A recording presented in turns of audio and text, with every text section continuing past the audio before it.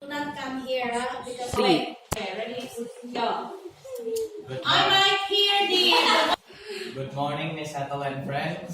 the morning. So I'm here to do a recitation of my model, and my model forms a covalent bond. A covalent bond is a bond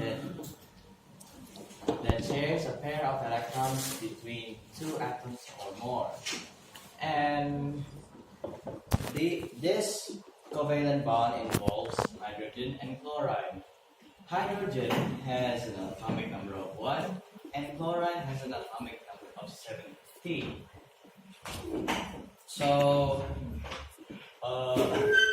hydrogen has one energy level that has 1 electron in its shell, while chlorine has 3 shells and has 7 electrons in its outermost shell.